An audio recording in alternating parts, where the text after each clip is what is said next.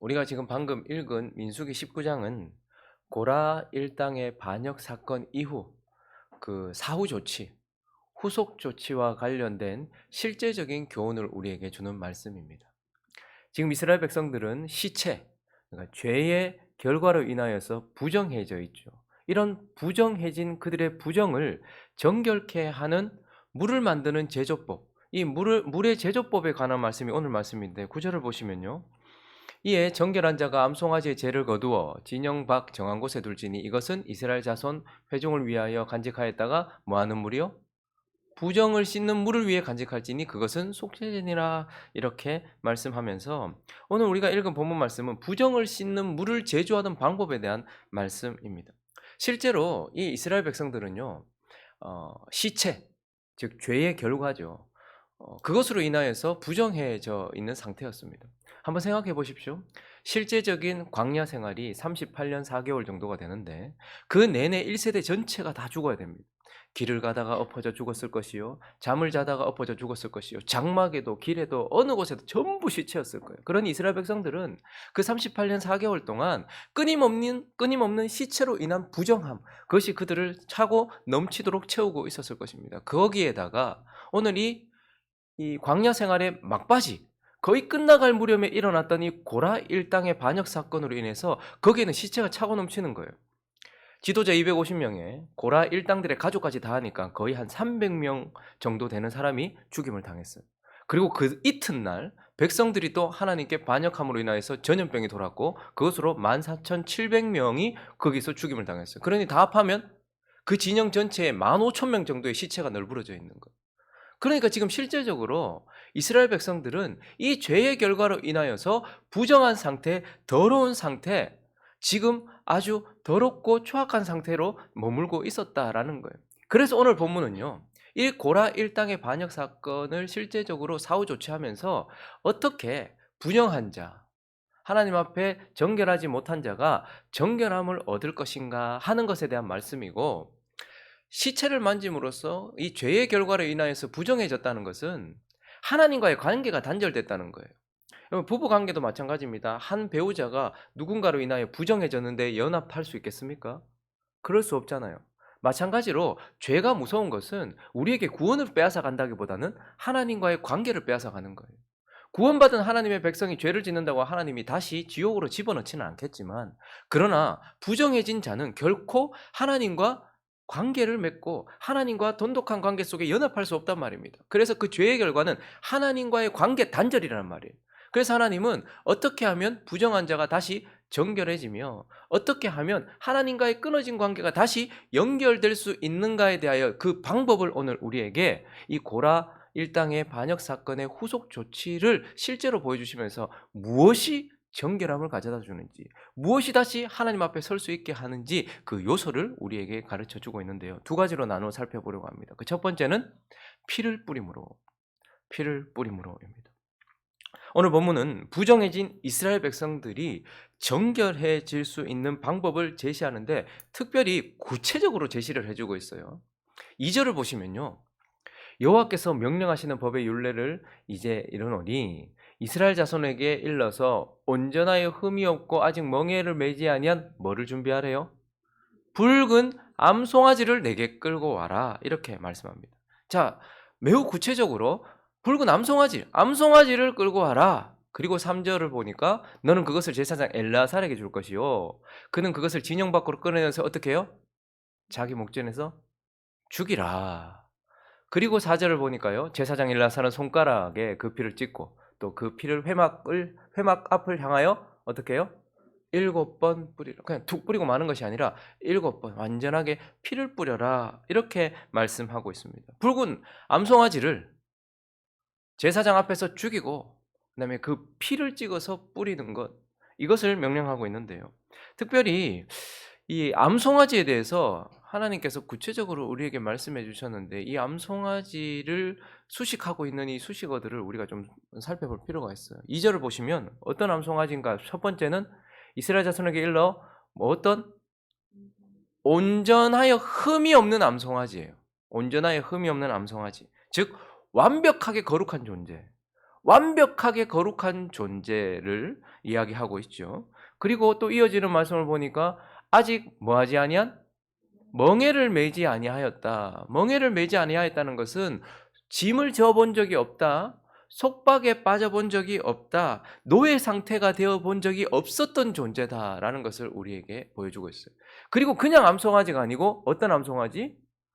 붉은 암송아지. 하나님이 재물에 대하여 색깔을 지정하신 것은 여기가 유일합니다. 그런데 그분이 붉은 암송아지라고 했어요. 붉은. 저기 이 단어는 아둠바라는 단어인데 핏빛 이런 뜻입니다. 그러니까 피를 생각나게 하는 붉은 암송아지예요. 피는 생명을 상징하는 것이죠. 그러니까 생명을 상징하는 핏빛을 가진 자. 그리고 피는요, 죄를 덮는 거예요. 우리의 죄가 주홍빛 같다고 말하거든요. 하나님 보시기에. 그런데 그 죄를 덮는 것이 또 피예요. 그래서 붉은이라는 이 아둠바 암송아지는 즉 생명을 상징하는 피 그리고 죄를 덮는 핏빛을 가진 존재다라고 말하고 있고 왜 하나님은 늘 재물을 그러니까 수컷을 많이 사용하셨는데 왜 암송아지를 지금 불러왔을까요? 여기에 암송아지는 뭐 하는 존재예요? 생명을 주는 존재. 생명을 낳는 존재예요. 그래서 지금 하나님은 완전히 거룩한 그래서 한 번도 짐을 지거나 속박을 당하거나 노예 상태에 있어 보지 아니한 핏빛을 가진 생명을 주는 존재를 끌어오게 하고 그리고 3절을 보니까 어떻게 됩니까? 진영 밖으로 끌어내어서 잡게 해요. 성 밖으로 버림을 받아서 죽임을 당하게 한다라고 말하면서 이제 이 존재를 죽임으로써 그 피를 찍어가지고 회막을 향하여서 7번 뿌림으로써 이스라엘 백성들이 정결하게 된다 이렇게 말해요. 그런데 지금 이 시대를 살아가고 있는 우리가 이 붉은 암송아지와 그리고 이 붉은 암송아지의 피에 주목해서 바라봐야 되는 이유가 뭐죠? 우리가 왜 이거 붉은 암송아지를 지금 보고 있는 거예요? 이 붉은 암송아지가 예수 그리스도를 예표하기 때문이고 또 그 피를 바라봐야 하는 이유는 그와 같은 원리로 우리도 정결하게 되기 때문인 것입니다. 지금 이 붉은 암송아지를 다시 한번 예수 그리스도를 떠올리면서 한번 보십시오. 먼저 붉은 암송아지가 온전하여 흠이 없다라고 말합니다. 이 땅에서 온전하여 흠이 없었던 존재는 오직 우리 주 예수 그리스도밖에 없어요. 그분은 온전하여 흠이 없는 존재였습니다. 그리고요 멍에를 매지 아니한 전부 죄로 말미암아서 죄의 짐을 지었고 죄에 속박당했고 죄의 노예였어요. 그러나 우리 주 예수 그리스도만 유일하게 죄의 짐을 져본 적이 없었고 노예 상태에 빠져본 적이 없었으며 속박 상태에 있어 본 적이 없었던 유일한 존재가 바로 예수 그리스도입니다. 그리고요 붉은 핏빛을 가진 예수님이 십자가를 지고 갈보리 언덕으로 가실 때 여러분 어떤 빛이었을 것 같습니까? 예수님은 십자가를 지시기 전 로마의 채찍에 의하여서 많이 상하셨어요. 로마의 채찍은 그 끝에 뭐 짐승의 뼈나 혹은 쇠 조각을 붙여놨기 때문에 때리면 따가운 것이 아니라 살을 찍어내는 거예요. 예수님은 온몸에 채찍을 맞으셨어요. 그래서 그분은 온통 붉은 빛이었어요. 붉은 빛. 핏빛이었어요. 생명을 상징하는 피, 그리고 우리의 죄를 덮는 핏빛으로 그렇게 나가셨던 분이죠. 그리고 그분은 암송아지와 같이 생명을 주시는 분, 생명을 낳으시는 분, 특별히 영적인 생명, 영의 생명을 낳으시는 분이다라고 우리에게 가르쳐 주고 있죠. 그리고 그분이 어디에서 죽임당하셨습니까?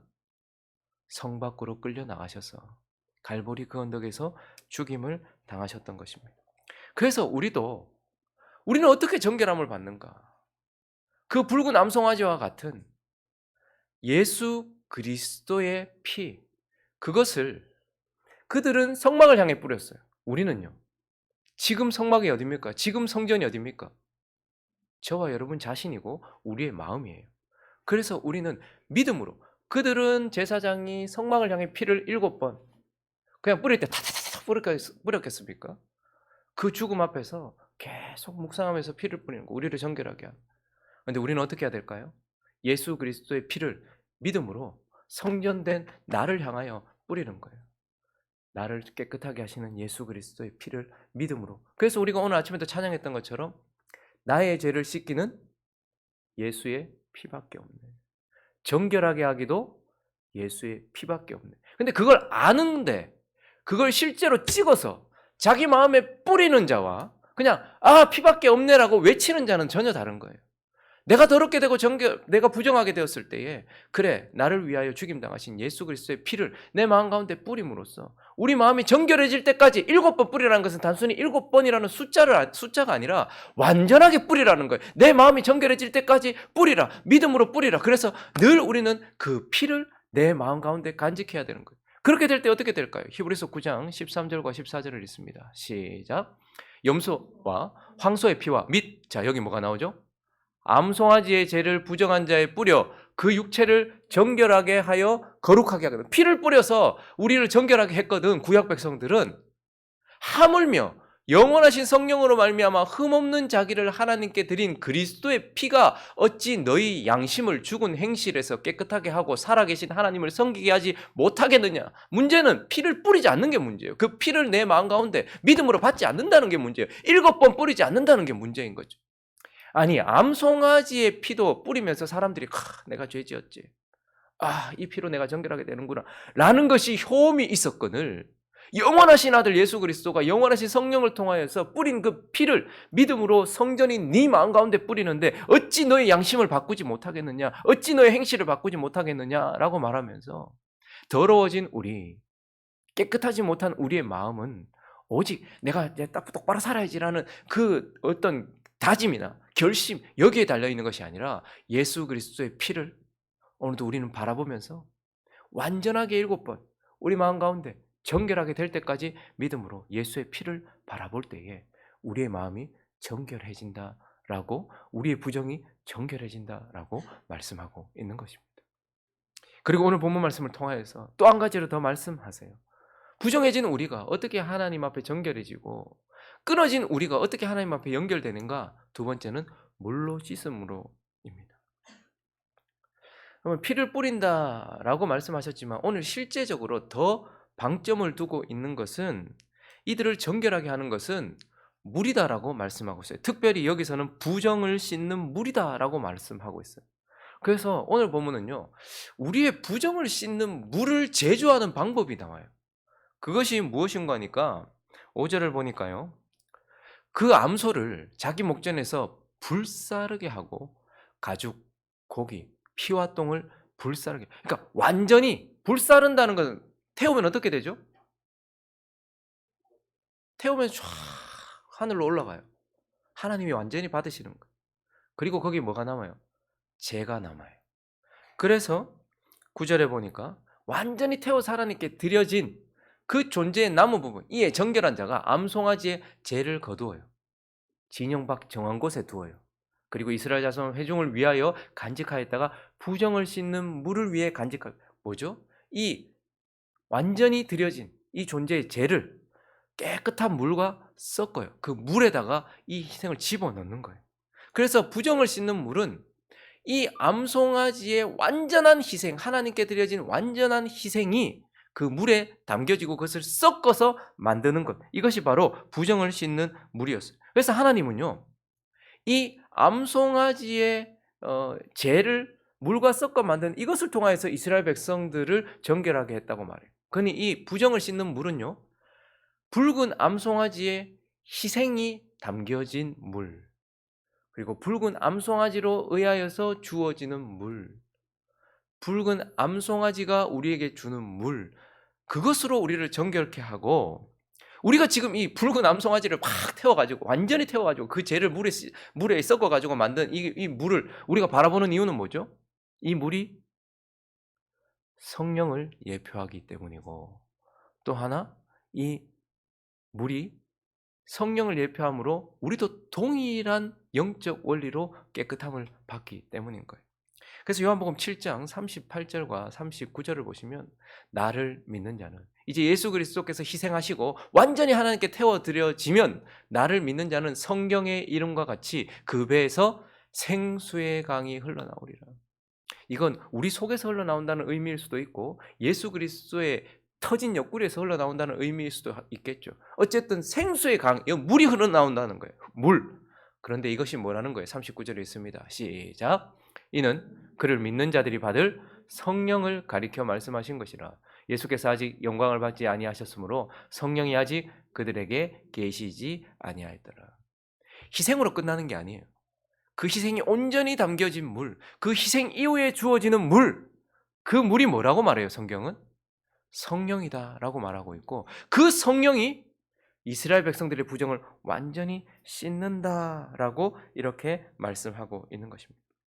그래서 이 물, 즉 성령이 그들은 그 물로 씻었고 우리는 그 물이 의미하던 실제인 성령으로 우리 자신을 씻는데, 오늘 6절을 보면요, 좀 더 구체적으로 이 물에, 이 성령의 그 효능, 효험, 그 능력에 대해서 뭘 하는가를 보여주는 것이 나와요. 여러분, 그냥 암송아지만 태운 게 아니에요. 거기다가 뭘 같이 태우라 했거든요. 읽어볼까요? 시작. 동시에 제사장은 백향목과 우슬초와 홍색 실을 가져다가 암송아지를 사르는 불 가운데 던질 것이다. 그러니까 지금 이 물은 뭐가 담겨 있는가 하면 그 붉은 암송아지의 희생만 담겨 있는 것이 아니고 백향목과 우슬초와 홍색 실이 함께 담겨져 있는 거예요. 왜 하나님께서 저런 걸 같이 태우라고 하셨을까? 불 더 잘 붙이려고? 분명한 의미를 가지고 있는 거예요. 그래서 저것을 저기에다가 넣음으로써, 그 물에 저것을 넣음으로써 이 물이, 즉 이 물이 상징하던 성령이 어떤 역할을 하는가를 보여주는 거예요. 백향목이 뭡니까?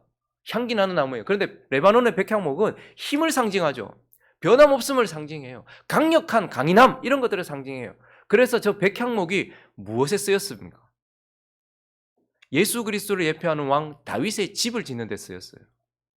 그리고 저 백향목이 어디에 쓰였죠? 하나님의 집을 예표하던 솔로몬의 성전에 쓰였어요.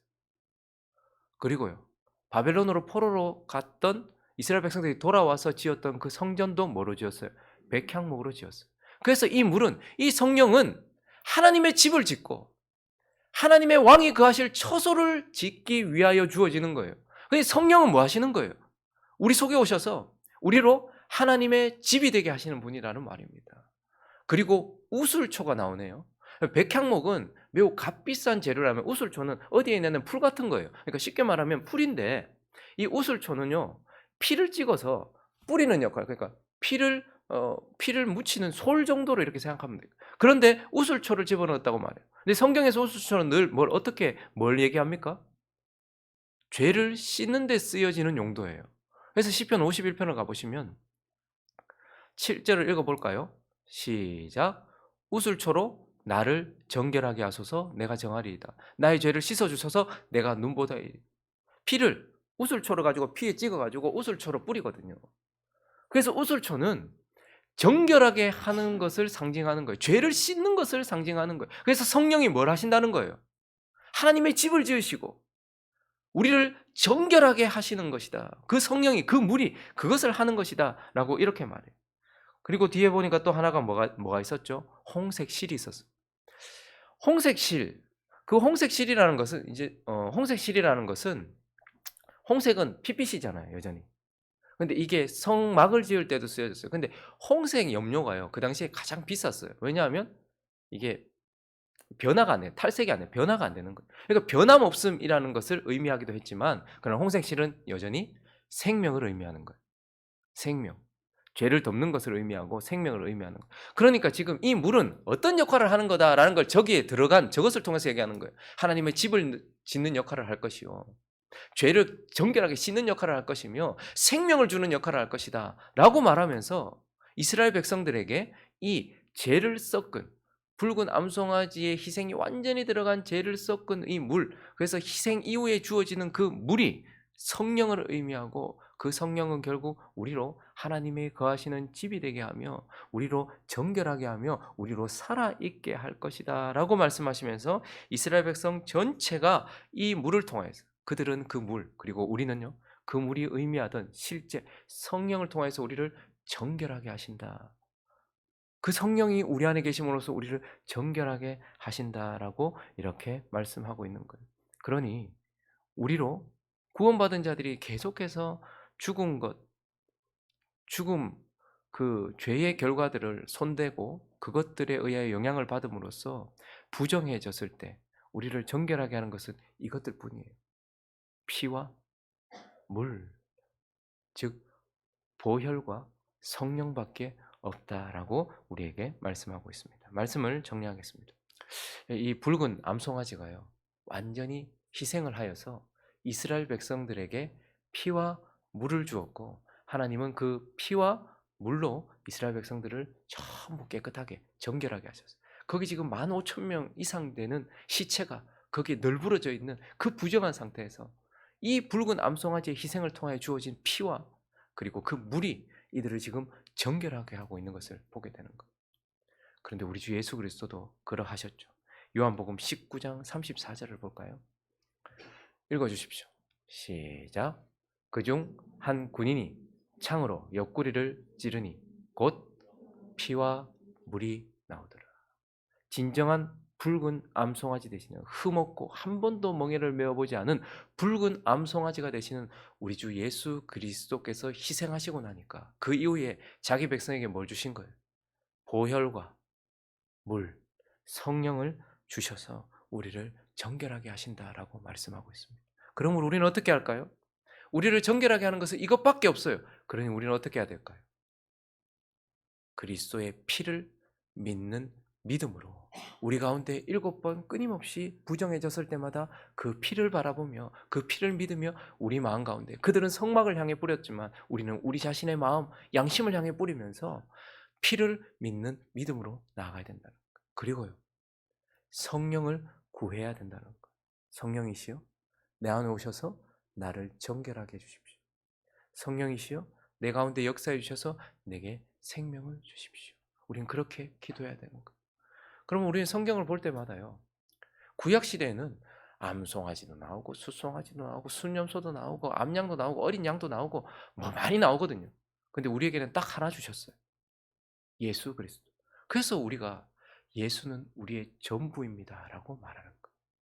예수 그리스도, 우리의 전부이신 그분이 우리를 정결하게 하기 위하여 피와 물, 보혈과 성령을 주셨다는 것을 기억하면서 믿음으로 그 피를 뿌리는 자, 간구하며 그 성령을 구하는 자 되시기를 예수 그리스도의 이름으로 축원합니다.